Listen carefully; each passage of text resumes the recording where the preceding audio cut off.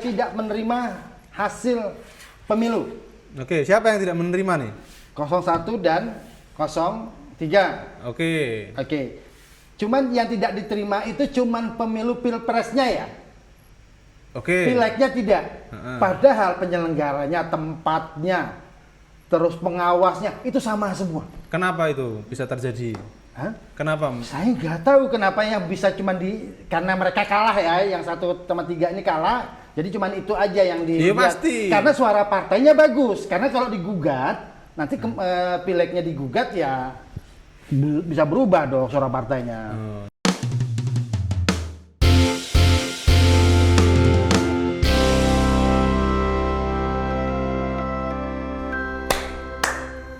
Oke, welcome back. Welcome back. Hei, lama banget ya. Oke, welcome back to The Traps, tempat Tri bersuara. Ya. Apa sih, Pak? Motonya moto lagi.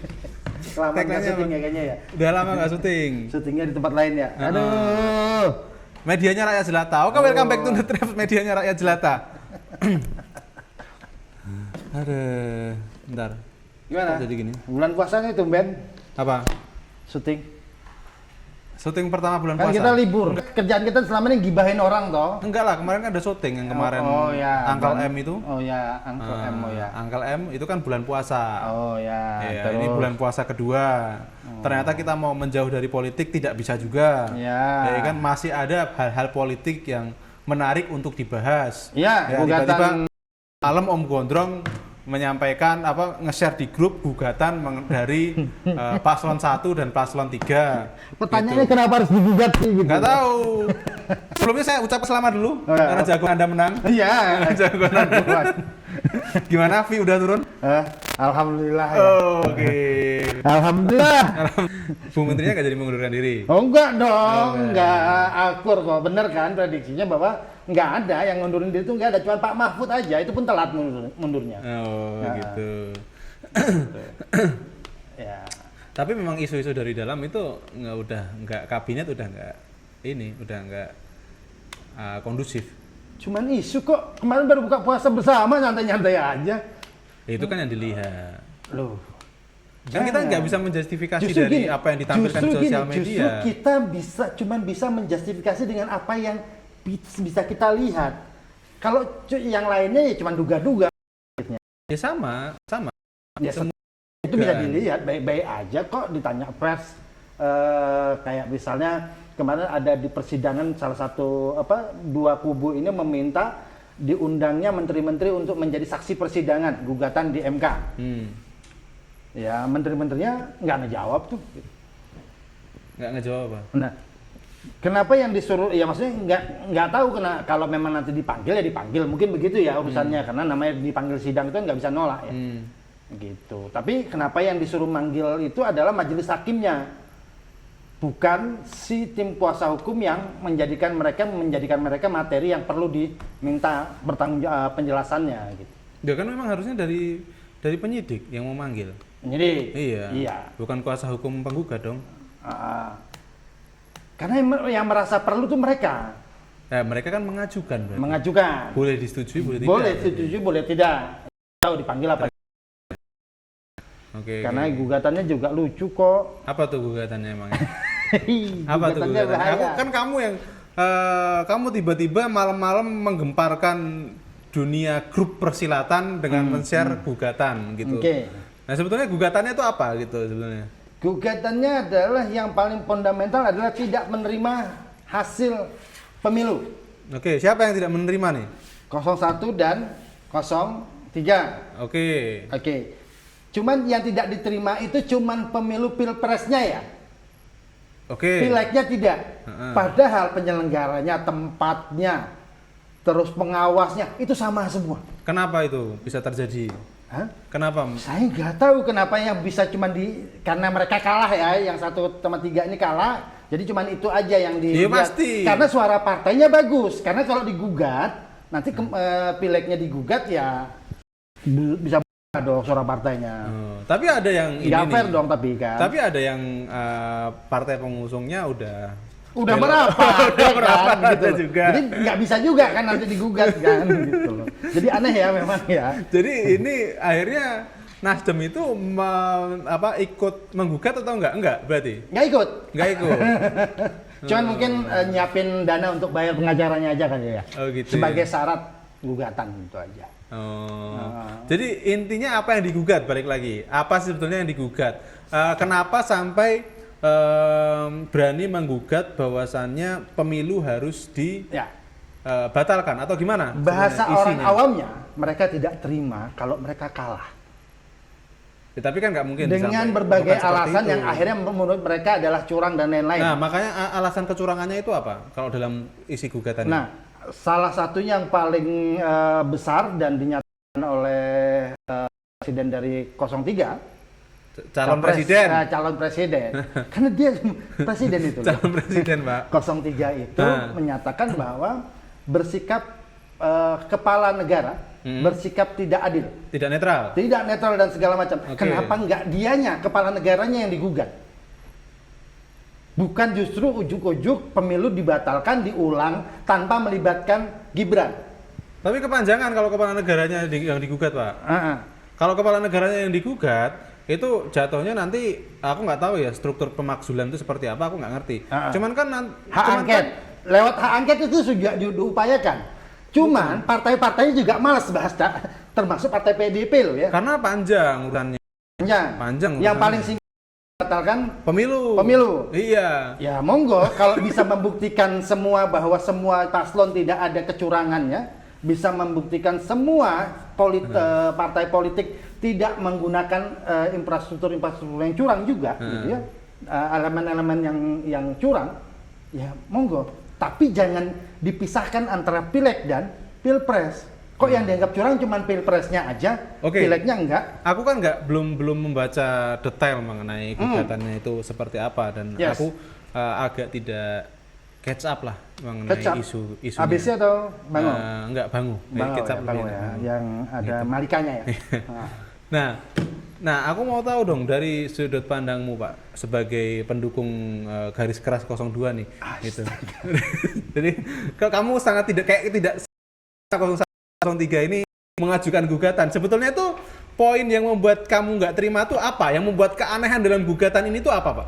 Enggak, kita sama-sama sepakat ya. Waktu selesai pilpres kemarin atau pemilu kemarin, gitu. Ya sudahlah, dari quick count dan segala macam udah 02. Iya, udah. Tidak ada hingar-bingar bahwa aku nggak terima dan lain-lain. Enggak, kita diem aja. Enggak, kita termasuk yang di sana juga nggak terlalu rame. Gitu sebenarnya awal-awal gitu loh. Ya sudah, kita sudah selesai bahas politik dong. Kalau kemarin sebelum putusan resmi, sebelum pengumuman resmi emang nggak bisa. Nggak bisa memang. Nggak bisa mau digugat apa. Karena waktu itu yang keluar baru hak angket ya. Hak angket itu kan untuk ini kan, untuk pemakzulan bukan ya? Whatever lah, untuk pemakzulan, untuk menjegal secara etik dan lain-lain kepada presiden dan lain-lain, gitu. Tapi kalau aku bicara tentang hari ini gugatan di MK ini sebenarnya gini, aku tidak berpikir semua kesalahan. Tapi kan ada yang nggak pas dari gugatan itu menurutmu, apa itu sebetulnya? Nggak pasnya itu kenapa baru sekarang? Gitu. Ya nggak mungkin kalau belum kalah mengajukan gugatan ngapain? Loh, gini, justru sangat kekanak-kanaan ketika sudah dinyatakan kalah baru gugat. Nah, sementara teriak-teriak tentang bahwa akan pemilu tidak adil dan lain-lain itu sudah dari awal sudah dilempar wacana itu. Oke. Nah, tapi kalau aku analoginya gini, nggak mungkin, Pak. Kalau sekarang analoginya seperti ini. Kita misalkan adalah dua tim bola gitu ya. Kamu tim Bantul, aku tim Sleman, misalkan begitu ya. Nah, aku sudah ada mengindikasi sebelum pertandingan final, gitu kayak ada beberapa elemen yang tidak menguntungkan buat timmu gitu ya. Misalnya beberapa kali pertandingan sebelumnya ini wasit membela tim lawan. Betul. Terus usia si tim penuhi standar gitu ya. Nah, cuman kan waktu di situ gitu kan, aku masih mau mencoba bertarung. Masih ngapain coba bertarung? Akan lebih gentle bilang ini pertandingan ini tidak akan terjadi secara fair. Jadi saya secara jumawa, secara secara sopan untuk mundur dari perhelatan pertandingan ini, silahkan panitia penyelenggara untuk mengevaluasi apa yang terjadi. Benar nggak dugaan bahwa ini wasitnya tidak fair, ada peserta yang tidak memasuki umur? Justru KPU akan bisa bekerja ketika dua paslon ini mundur, sama-sama let's say mundur karena tidak fair. Di mana tidak fairnya dicari dong. Nah, gitu. tapi kalau misalkan ternyata kecurangannya itu terjadi pada saat pertandingan gimana? Kalau kecurangan terjadi saat pertandingan? Semua kecurangan itu disebutkan, bukan yang pas pemilihan pilpresnya atau saat pemilunya, semua yang sebelum-sebelumnya. Apa aja? Ya, misalnya kayak yang kemarin jadi isu yang kita juga bahas di podcast kita tentang bansos. Bansos, oke. Oke. Dan ternyata bisa dibuktikan tuh di persidangan bahwa semua baik itu 01 ataupun 03 menggunakan strategi bagi-bagi bantuan sosial. Nah, yang dituntutkan adalah dalam tanda kutip ya money politiknya atau penggunaan elemen negaranya yang dituntutkan. Nah, kalau penggunaan elemen negara tidak terbuktikan, kenapa bisa tidak terbukti? yang cuma bisa adalah etika bahwa dibagi saat kampanye, itu betul. aja. Itu tidak menyalahi aturan. Tidak menyalahi aturan. Menyalahi aturan hukum itu. Tidak menyalahi aturan. Kalau misalkan kita ngomongin etik itu udah beda ranah ya. Bukan berarti kita ngomong kayak gini kita mendukung apa tindakan etika Pak Presiden itu kita. Oh enggak, ini objektif. Ya enggak, kita tetap tidak dukung di situ gitu. Okay. Cuman kan bisa gitu ya kalau ini kemungkinan tidak akan ada kecurangan. Kemarin udah tahu-tahu bagi-bagi bansos, aku tak mundur jadi capres sampai ketika pemilu ini dipastikan bisa berjalan dengan cukup netral dan lain-lain. Nah, itu jauh lebih fair menurutku gitu. Sehingga belum dana pemilunya belum keluar, dia sudah mengambil sikap aku mundur karena tidak fair. Jauh lebih fair. Misalnya kita ikut kompetisi apa gitu ya. Oh, kita lihat panitianya tidak fair. Oh, ada usia yang tidak ini. Oh, ada yang balapan motornya lebih canggih dari standar. Tapi kalau aku sih berbeda pandangan sama kamu, Pak, kalau di bab itu. Karena begini, bisa jadi para kontestan itu masih percaya diri kalau mereka akan menang gitu loh. Bukan percaya diri, fokus kepada persiapannya. Gitu. Fokus kepada persiapannya. Maka pada saat itu sebetulnya kan gini, kontestan ini pada waktu sebelum pemilu gitu tidak membahas mengenai kecurangan-kecurangan itu sebetulnya. Yang membahas ini kan pendukung-pendukungnya, bukan kontestannya. Tidak di sana.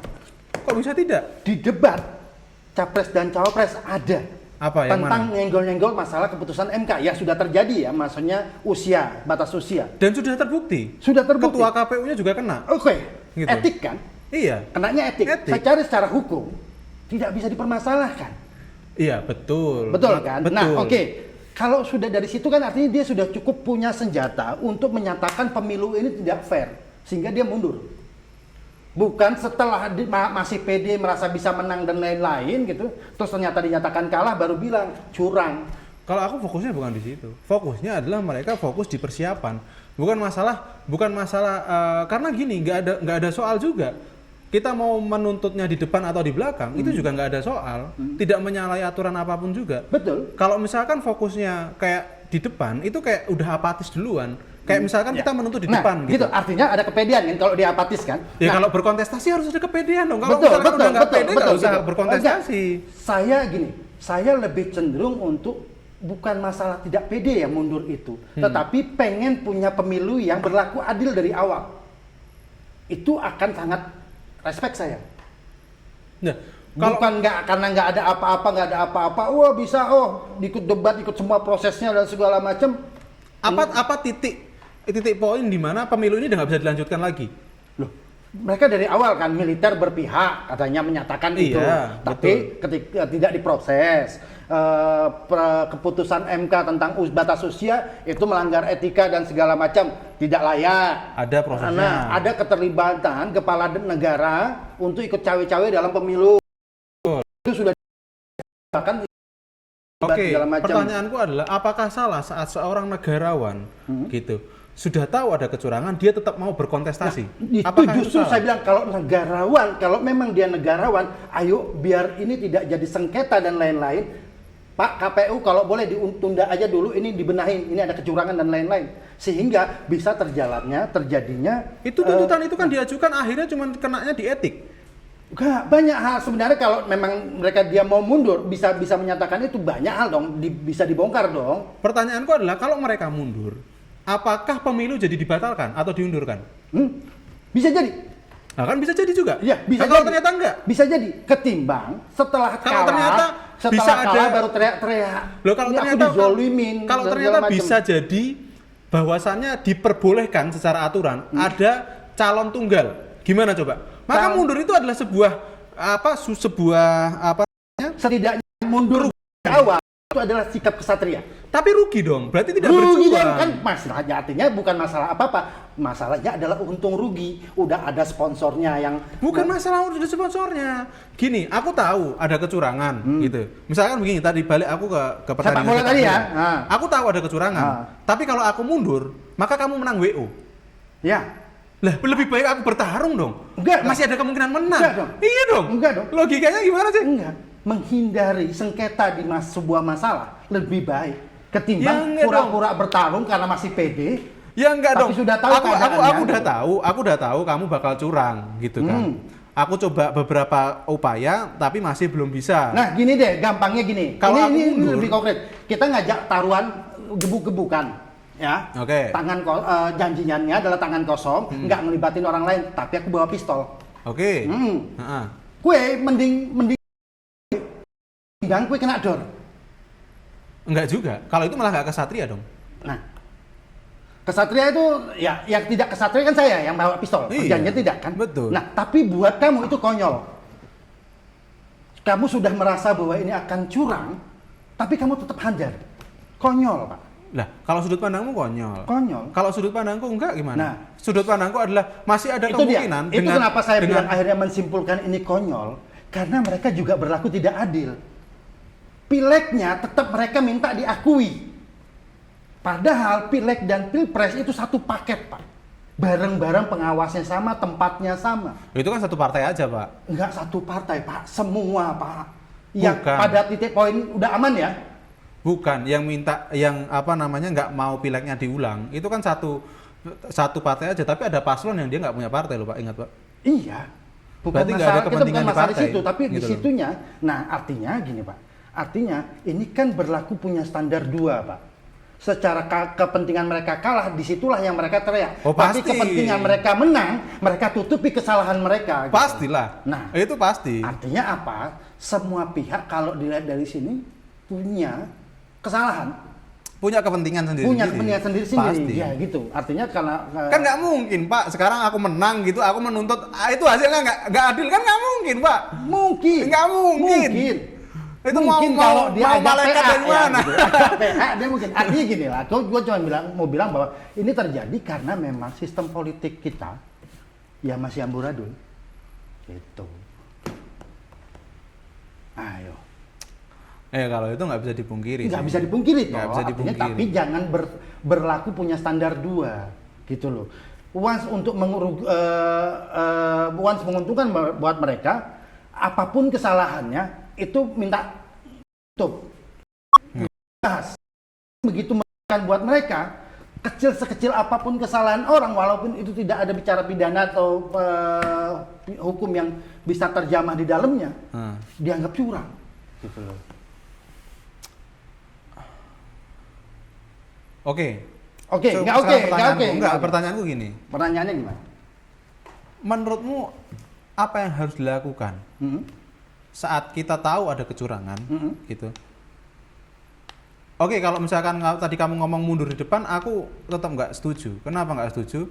Karena kamu tidak bisa menjelaskan kalau misalkan akhirnya lawanku menang WO gimana? Ya, gini, itu konyol gini, menurutku. Pak. Menang WO sama menang karena pertandingan yang benar, itu standar kepuasannya atau tingkat respekmen orang akan berbeda.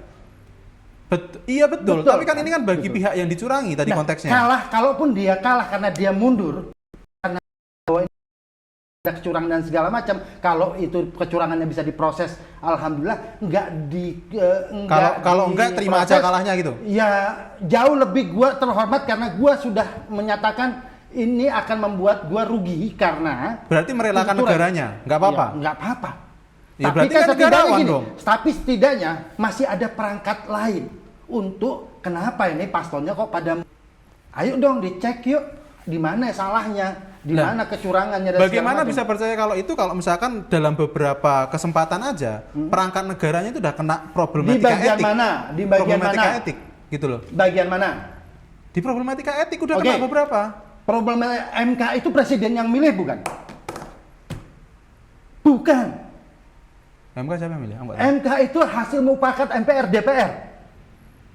Sama kayak hasil diajukan oleh presiden, disetujui atau tidak sama MPR DPR. Artinya kalau disetujui, semua politik yang ada di DPR nyetujui. KPU yang milih juga bukan presiden, yang milih MPR. Betul. Betul. Terus? Tapi kenapa mereka persalahkan seakan-akan yang mereka salahkannya adalah bagian dari negara? Kalau bicara dengan bagian negara, MPR DPR itu juga bagian dari negara. MK yang milih siapa? Coba cek. Sama kayak Kapolri, Kalau Kapolri presiden. Presiden, tapi diajukan dulu dan punya hak untuk dikurasi oleh MPR. Nah, kalau bicara MPR kan semua partai yang di situ, Pak. Artinya partai-partai juga terlibat. Termasuk pemilihan KPU. Kalau ketua itu hakim konstitusi yang memilih. Ya. Apapun, kalaupun itu yang mengajukan nama-namanya dari presiden, anggaplah gitu ya. Hakim 9 orang dan ditetapkan oleh presiden. Ditetapkan. Tapi proses Konstitusi penetapannya diajukan masing-masing 3 orang oleh Mahkamah Agung, 3 orang oleh DPR, dan 3 orang oleh presiden. Ya. Jadi memang ada orang-orangnya presiden, ada orang-orangnya DPR, ada orang-orangnya yes, MA. artinya keterlibatan semua pihak kan. Betul. Nah, ketika hasil keputusan semua terlibat semua pihak, kenapa yang dipersalahkan? Apa? Pemerintah dalam hal ini presidennya gitu loh. Nah, artinya apa? Aku rasa Mereka kalau misalkan yang masalah- berkonsentrasi itu Kalau juga. masalah keputusan MK itu bukan presiden yang dipersalahkan menurutku. Nggak pernah ada dipersalahkan presiden. Yang dipersalahkan kan MK-nya. Makanya yang kena sidang kode etik kan kalau kamu ketua melihat MK. ikutin sidang-sidang yang selama ini proses MK, yang dipersalahkan itu adalah pemerintahnya. Lah karena mereka apatis. Itu yang dipersalahkan, Pak. Hah? Karena apatis. Trias politika. Ya kan ada eksekutif, legislatif, yudikatif. Ini saling mengawasi. Saling mengawasi. Nah, saat yudikatif itu ada masalah seperti itu, eksekutif apatis. Masalahnya ada di situ. Nah, Itu bukan wewenang, itu bukan urusan saya, itu bukan. Lah enggak boleh, mereka harus mengawasi, dia harus mengawasi. Itulah yang yang mengawasi kan MPR kan? Yang Enggak ngawasi dong. pemerintah. Trias politika dong. Iya betul. Nah, tetapi gini, artinya semua yang politik yang berkontestasi di saat pemilu ini punya hak akses untuk juga ikut mengawasi kan? Karena Betul. mereka juga bagian dari partai politik, toh. Betul. Iya. Kenapa nggak mereka lakukan itu? Ya sudah, makanya kan MK-nya kena. Gimana sih? Ya MK-nya kena Iya. secara etik. Iya. Tapi kan yang jadi materi itu bukan karena MK-nya kena, dan itu sudah terjadi di sebelum proses pilpres terjadi. Betul. Betul. Kenapa nggak dihentikan? Kalau memang mereka nggak terima. Nah, itu yang jadi masalah, Pak. Kenapa putusannya hanya ya kan bahwasanya ini adalah putusannya putusan apa namanya kemarin batas usia itu ada anggaran etik. Tapi Bahas loh ya. Iya, tetapi yang tidak terlibat berubah. dengan kepentingan untuk menaikkan batas usia ini bukan cuma partai yang sekarang ada. Enggak usah ke situ. Lu. Bukan ke situ poinnya. Poinnya kan tadi kenapa tidak apa namanya? tidak menggugat gitu Oke, kan. Pertanyaan Kan saya. sudah digugat. Pertanyaan saya gini deh. Andai apa yang direncanakan PDIP, Pak Ganjar sama Gibran jadi bersandingan dan dinyatakan menang, mereka kira-kira protes nggak? Mereka nggak protes, tapi ada orang lain yang protes. Ada orang lain yang protes. Siapa? Itulah harusnya kekuatan dari demokrasi, Pak. Memang harus seperti itu. Gitu loh. Ada yang berkuasa, ada yang mengawasi. Tapi kan ada yang sifatnya berkuasa, gini. ada yang oposisi. Oke. Gitu loh. Iya. Nah, saya paham sampai titik itu, Mas. Cuman, hai ke sana. Ini apa sih, kenapa jadi berat banget ya bahasannya? Intinya gini, bahwa kalau sudah dilihat dari awal bahwa kita tahulah ada semua partai itu sama yang namanya. Betul. Oke. Oke. Once gitu ya. Apakah ini akan merujuk kembali pada putusan MK adalah ketika boleh pemilu ayo disarankan pemilu diulang, tapi Gibran nggak diajak. Artinya secara nalar mereka menyatakan bahwa batalkan keputusan MK yang sebelumnya. Ngambek gak Gibran nggak diajak? Iya. Ngambek gak nanti dia? Nggak apa-apa kalau gitu itu, nggak masalah. Nah, atau paslon sekalian, paslon nomor 2 ditiadakan. Tapi enggak sih, ada beberapa dari mereka termasuk yang ngucap kok Pak Prabowo cari wakil lain aja. Oh gitu. Nah, artinya secara nyata mereka, secara sadar mereka nyatakan bahwa keputusan MK, walaupun aturannya udah jelas ya, apapun yang sudah diputuskan MK itu tidak berlaku surut. Betul. Artinya tetap bisa dilaksanakan. Yeah, artinya kan mereka pengen menolak itu aja sih sebenarnya, pengen membatalkan. Betul. Nah, sementara hukumnya tidak memungkinkan. Nggak bisa. Toh kok bisa-bisa aturan dari mana? Pokoknya pemilu, tapi Gibran jangan diajak. Oke, udah. Kelamaan ya? Poinnya apa? Pertanyaanku tadi. Apa tuh? Menurutmu, sikap yang benar itu gimana? Gini, kalau aku ini gampangnya gini deh, mungkin ya, aku lihat bahwa ada potensi kalau aku terjadinya kecurangan dalam sebuah kompetisi apapun, gitu ya. Dan aku daripada nanti di belakang begitu aku udah dinyatakan kalau aku teriak-teriak curang dan segala macam, padahal aku udah tahu dari awal ada kecurangan di situ, aku akan mundur, menghindari kontestasi atau menghindari sebuah kompetisi yang buatku nggak fair. Dengan tetap mengambil resiko bahwasanya kompetitor kita bisa menang WO. Nggak apa-apa. Oke. Jauh lebih terhormat menang kalah WO, gitu ya, karena kalah kita mengundurkan diri, ketimbang menggugat nanti ini curang dan dinyatakan hasil keputusan dia tidak ada kecurangan yang bisa dimasalahkan secara hukum. Artinya kan lebih ngebacot doang jadinya gitu. Misalnya gitu ya. Anggaplah kan semua selalu yakin gitu ya menang gitu ya, semua yakin menang ya, apapun menang, termasuk gugatan ini menang. Dan ternyata nanti MK misalnya tebaan saya, oke, di mana yang dianggap curang pindahkan, dihilangkan suaranya untuk menganggap itu agar suara presiden itu tidak jadi satu putaran tapi kan mereka udah nggak ngitung itu lagi. Karena secara hitung-hitungan mereka dalam tanda kutip mengakui hitung-hitungan itu benar. Jadi secara angka mereka kalah memang. Nah, tinggal ini kan yang pokoknya mau karena ada keterlibatan dan lain-lain, batal aja pemilunya gitu. Tapi mereka tidak bisa membuktikan apapun, bahkan tidak bisa menggugat secara hukum. So menarik kita. Jadi cuman ini memperlambat proses Ramadan aja nggak nyaman jadinya ya. Aku nyaman sih. Tadinya sebelum kamu share, aku nyaman-nyaman aja sih. Nggak ada masalah apa-apa sih aku. Aku yang salah ya. Iya, gara-gara kamu nge-share di grup. Jadi ini ceritanya dari awal. Aku sudah dari setelah selesai pemilu aku nggak nonton TV lagi. Aku tidak lihat perkembangan politik sampai diputuskannya 02 menang. Ada pendengar Tribe yang tahu-tahu ngasih file original loh ya, yaitu aku share. Itu file PDF tentang materi gugatan 01 dan materi gugatan 03 dan meminta kita untuk bahas ini. Oke. Terima kasih buat pendengar. Terima kasih buat para pendengar. Membuat kita tambah stres lagi. Tadinya udah mau move on dari politik, jadi harus balik politik. Tapi nggak apa-apa. Nanti kayaknya kita akan produksi lagi yang kedua untuk ngupdate lagi mengenai topik hasil yang sama. Keputusan MK-nya ya? Nanti kita akan pelajari lebih lanjut. Jujur aja karena ini kita cukup dangkal analisisnya. Kayaknya cukup menarik juga nanti ke depannya kita cari orang yang ada di bidang hukum kali ya Pak ya. Karena ini adalah sebuah tuntutan sehingga kita punya point of view baru mengenai betul. tuntutan ini. Jadi pen-trigger awal bisa ajak obrol masalah. Betul. Begitu, kita ada perbedaan pendapat tadi dari saya dan Om Gondrong, tapi nggak masalah. Perbedaan pendapat itu wajar gitu kan.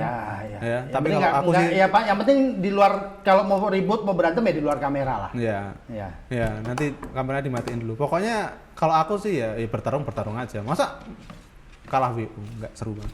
Oke, thank you teman-teman semuanya. Kita sampai ketemu lagi di konten-konten selanjutnya. Jangan lupa subscribe and like. Bye bye.